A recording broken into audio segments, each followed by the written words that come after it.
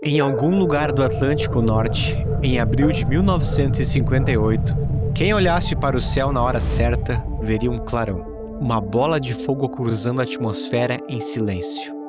Não era um meteoro, era uma nave, e dentro dela estavam os restos mortais de uma cachorrinha de rua de Moscou que havia orbitado a Terra mais de 2.500 vezes. Ela virou luz, virou poeira, virou nada. E o mundo nem soube o que estava acontecendo. Mas 5 meses antes da bola de fogo, antes das milhares de voltas na Terra, antes de tudo, essa cachorrinha andava pelas ruas de Moscou sem nome, sem dono, sem ninguém esperando por ela. Essa é a história da Laika, a primeira criatura viva a orbitar a Terra, a que o mundo inteiro amou e que o governo que a enviou mentiu sobre ela por 45 anos. Para entender melhor o que aconteceu com ela, você precisa entender o mundo que ela nasceu. Era 1957. O planeta estava dividido em 2 partes. De um lado, os Estados Unidos, do outro, a União Soviética. E entre os dois, uma guerra que não usava balas, usava satélites, foguetes, manchetes de jornal e a pergunta que nenhum dos dois conseguia responder em voz alta: quem vai chegar primeiro ao espaço? Porque naquele momento, quem chegasse primeiro mandava uma mensagem para o mundo inteiro: a nossa tecnologia é superior, nossa ideologia venceu. Em outubro de 1957, a União Soviética deu o primeiro golpe. O Sputnik 1, uma esfera de metal do tamanho de uma bola de basquete, foi lançada ao espaço e começou a orbitar a Terra emitindo um bip simples pelo rádio. Apenas um bip, sem imagens, sem voz, sem dados científicos relevantes. Mas aquele bip foi ouvido no mundo inteiro. E nos Estados Unidos causou algo que vai além do pânico. Causou vergonha. A maior potência do mundo havia sido ultrapassada por um bip. Se os soviéticos tinham tecnologia para colocar um satélite em órbita, tinham tecnologia para colocar uma bomba nuclear em órbita, o céu havia deixado de ser proteção. Era uma ameaça. O líder soviético Nikita Khrushchev estava eufórico e queria mais. Ele ligou para Sergei Korolev, o maior engenheiro espacial da história soviética, um homem que havia sobrevivido aos campos de trabalho forçado de Stalin e transformado aquele trauma em obsessão pela conquista do espaço. E disse assim: eu quero outro lançamento para o dia 7 de novembro, para comemorar os 40 anos da Revolução Bolchevique. Algo que impressione o mundo. Restavam menos de 4 semanas. Korolev sabia o que o Nikita queria. Não era apenas outro satélite de metal. Era algo vivo. Um ser que respirasse, que tivesse o coração batendo. Que provasse para o mundo que o espaço não destruía tudo que entrava nele.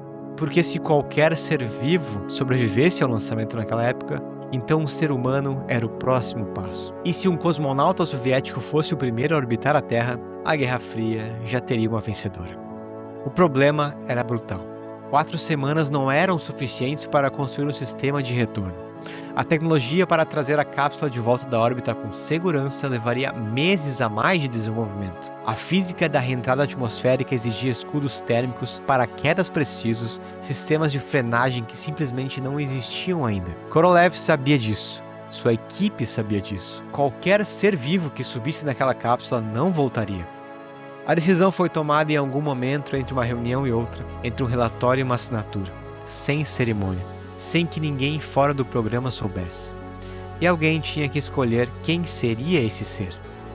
A escolha recaiu sobre cães. Os soviéticos já tinham experiência com cães em voos suborbitais, missões que subiam e voltavam em minutos sem entrar em órbita. Sabiam que cães toleravam o estresse do lançamento melhor do que os macacos. Eram mais calmos, mais previsíveis, mais fáceis de monitorar. E eles preferiam cães de rua. A lógica era simples e fria. Um cão que sobreviveu ao inverno de Moscou nas ruas, sem comida garantida, sem abrigo e sem dono, era mais resistente fisicamente do que qualquer animal criado em condições controladas. A seleção natural já havia feito o trabalho deles. Uma equipe varria as ruas de Moscou regularmente, capturava cães, os levava ao Instituto de Medicina da Aviação para avaliação. E em outubro de 1957, 3 fêmeas foram selecionadas para o programa Sputnik 2, Albina, Mushka e uma última que seria chamada de Laika. Laika em russo significa latidora, nome de uma raça de cão similar ao husky siberiano. Os americanos, quando souberam da missão, a apelidaram de Mutnik, uma mistura de Mut, vira-lata, com Sputnik. Só que ela não sabia de nenhum desses nomes. O que ela sabia era que pela primeira vez na vida havia comida garantida. Havia um lugar quentinho, haviam pessoas que pareciam se importar com ela. Para uma cachorra de rua de Moscou, isso era o mundo inteiro. O treinamento durou semanas. Oleg Gazensko, o médico e cientista responsável pelo programa de cães espaciais, um homem que havia servido na Segunda Guerra Mundial e que aprendera a separar emoções de trabalho, passou cada um desses dias com ela. Mas a Laika fez algo diferente com ele. Ela confiava nele. Completamente. De forma que só um animal que passou a vida dependendo da bondade dos humanos consegue confiar. O treinamento era progressivamente brutal. Os cães eram colocados em cápsulas cada vez menores, por períodos cada vez mais longos. A ideia era acostumar seus corpos e mentes ao confinamento extremo. No fim, Laika ficava dias dentro de uma caixa do tamanho de uma mala pequena, quase sem poder se mover. Ela nunca resistiu, nunca atacou e nunca tentou fugir. Olhava para os técnicos com aqueles olhos de cachorrinha de rua que passou a vida inteira tentando entender por que os humanos fazem o que fazem e que agora, finalmente, parecia ter encontrado seu lar. Gazensko levou ela para casa alguns dias antes do lançamento, para brincar com os filhos dele, para correr no quintal, para ter um momento de leveza antes do que viria. E foi Gazensko que fez um pedido em comum para a equipe de engenharia. Um pedido que não constava em nenhum requisito técnico, que não tinha justificativa científica e que atrasava o trabalho. Ele pediu que instalassem uma janela na cápsula. Uma janelinha pequena, circular, para que Laika pudesse ver. Para que aquela cachorrinha de rua, que nunca teve nada, pudesse olhar para o mundo lá de cima, mesmo que por pouco tempo. Os engenheiros então instalaram a janelinha. 3 de novembro de 1957, 4 horas da manhã, horário de Moscou. A temperatura em Baikonur, no Cazaquistão, estava abaixo de zero. O foguete estava pronto. A cápsula estava pronta. Laika foi colocada dentro da nave com sensores colados ao corpo, medindo batimentos cardíacos, respiração, pressão arterial. Os primeiros dados biológicos que seriam coletados de um ser vivo em órbita, dados que iriam direto para a sala de controle em tempo real. Técnicos passaram horas fazendo ajustes de última hora. A cápsula estava fechada, mas eles a abriram de tempos em tempos para verificar os sensores. Às 5h30 da manhã, o foguete foi ligado. Os dados de Laika chegaram imediatamente. O batimento cardíaco triplicou em relação ao normal e a respiração quadruplicou. Era pânico puro. O corpo dela respondia ao barulho, à vibração, às forças impossíveis que pressionavam contra o assento. Em minutos, Laika estava em órbita. Os dados começaram a se estabilizar. Ela estava viva, circulando a Terra a 28.000 km por hora, a 250 km de altitude. A primeira criatura viva da Terra a orbitar o planeta. Eu quero que você pare um segundo agora e pense no que isso significa. Uma cachorrinha de rua que há menos de um mês estava farejando o chão de Moscou estava agora no espaço, vendo o planeta inteiro pela janelinha que Gazensko havia pedido. Ela não entendia, não tinha como entender, mas estava lá. E os dados chegavam para a Terra em tempo real. Batimentos cardíacos, temperatura corporal, pressão, provando finalmente que um ser vivo podia sobreviver ao lançamento, que ele podia respirar, podia ter o coração batendo no espaço. Foram estes dados de Laika que abriram caminho para Yuri Gagarin em 1961, para cada ser humano que foi ao espaço depois dele, para cada missão, cada estação espacial, cada astronauta que olhou pela janela e viu a Terra de cima. Tudo isso começou com aquela cachorrinha. A União Soviética anunciou o sucesso ao mundo. Manchetes de todos os jornais, rádios transmitindo em todo o planeta. E então vieram as perguntas. O jornal britânico Daily Mirror publicou uma manchete que ecoou por todo o mundo ocidental. A cadela vai falecer. Não há forma de trazê-la de volta. E naquele momento, a Embaixada Soviética de Londres entrou em modo de controle de danos. Um porta-voz respondeu à imprensa com uma frase que ficou na história. Os russos amam cachorros. Isso foi feito não por crueldade, mas pelo benefício da humanidade. Grupos de proteção animal protestaram nas ruas. Pessoas manifestaram na frente da ONU em Nova York. Cartas chegavam às embaixadas soviéticas em todo o mundo. Só que a União Soviética mentiu. Os comunicados oficiais diziam que a Laika estava bem, que havia se alimentado e que estava tranquila, que partiria de forma humana e pacífica após uma última refeição quando o oxigênio acabasse em 7 dias, talvez 10. Era tudo mentira. O que realmente aconteceu dentro daquela cápsula, a ciência levou décadas para revelar. O Sputnik 2 tinha um sistema de controle térmico. Deveria regular a temperatura interna da cápsula, mas havia sido projetado em 4 semanas, às pressas, sob pressão política, sem tempo de teste adequado. E esse sistema falhou. A órbita do satélite era ligeiramente mais elíptica do que planejado. Isso significa que nas passagens mais próximas ao Sol, a cápsula ficava exposta ao calor solar por mais tempo do que previsto. Após a 4ª órbita, menos de 6 horas após o lançamento, os sensores mostraram que a temperatura interna havia ultrapassado os 40 graus. Depois, 50 graus. E depois parou de subir porque não havia mais dados chegando. Laika, então, havia partido, sozinha, num espaço menor do que um banheiro de avião, a 250 quilômetros acima da Terra onde havia nascido. Na sala de controle em Moscou, os engenheiros olhavam para as telas, os dados pararam. Eles sabiam o que tinha acontecido e só não tinham contado para o mundo ainda. O Sputnik 2 continuou orbitando, com os sensores apagados, com o silêncio dentro da cápsula.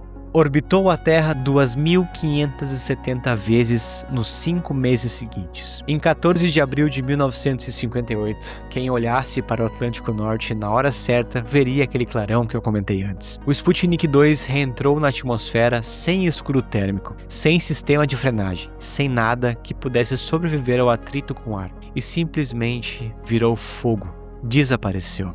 Os restos mortais de Laika foram consumidos juntos com a nave. Não havia nada a recuperar, nenhum lugar a visitar, nenhum túmulo.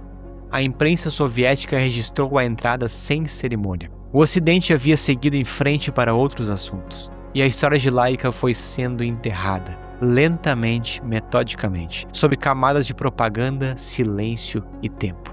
A mentira durou décadas. A versão oficial, que ela havia vivido dias, que havia partido de forma pacífica, foi repetida em livros didáticos, em artigos científicos, em documentários.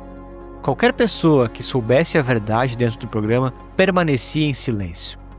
O tempo passou, a União Soviética entrou em colapso em 1991 e os arquivos foram abertos, segredos vazaram.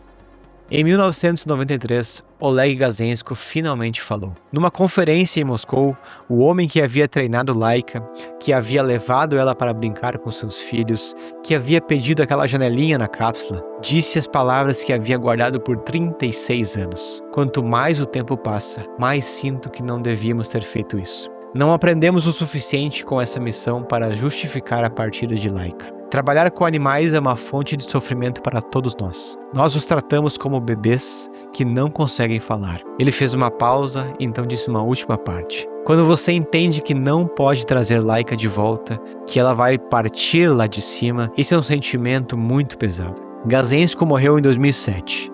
Depois da missão, ele havia adotado Krasavka, outro cão do programa espacial soviético, sobrevivente de uma missão que quase terminou em desastre. Krasavka viveu com a família Gazensko por 14 anos. Não era a Laika, mas talvez fosse a forma que ele encontrou de carregar aquele sentimento pesado por mais alguns anos. Em 2002, num congresso científico em Houston, Texas, Dmitry Malachenko, um dos cientistas do Sputnik 2, revelou os detalhes que ainda faltavam.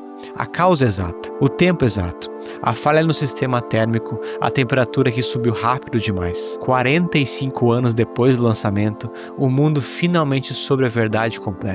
A reação foi muda. Não houve escândalo, não houve investigação, não houve ninguém para se responsabilizar. A União Soviética havia deixado de existir uma década antes. Havia apenas aquela informação fria, publicada nos resumos do Congresso Científico.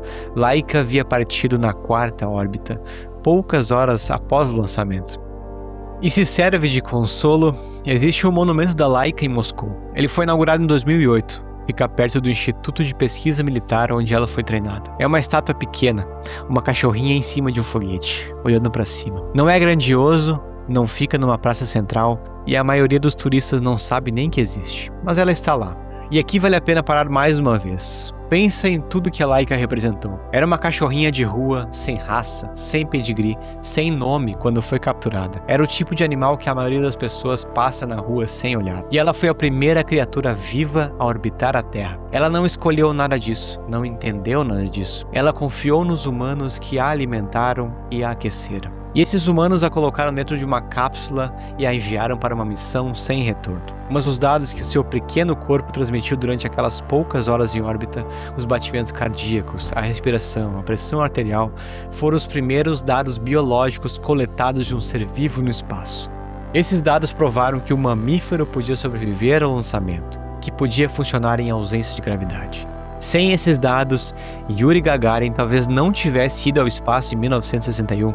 Sem Gagarin, a corrida espacial teria outro ritmo. Sem aquele ritmo, talvez a chegada à Lua em 1969 acontecesse em outra data. Ou não acontecesse de forma que aconteceu. Cada ser humano que foi ao espaço carrega, em alguma medida, a contribuição daquela cachorrinha de rua, que confiou nas pessoas erradas na hora errada. E aí, o que você acha? Você acha que a humanidade fez certo em enviar a Laika? Não tem resposta simples. E talvez seja exatamente por isso que a história de Laika ainda incomoda tanto, depois de tantos anos. Comenta aqui embaixo o que você pensa, porque essa é uma das perguntas que diz mais sobre quem responde do que quem pergunta. E se esse vídeo te fez sentir algo, se inscreva no canal Histórias Lunares. Toda semana, uma nova história. Muito obrigado.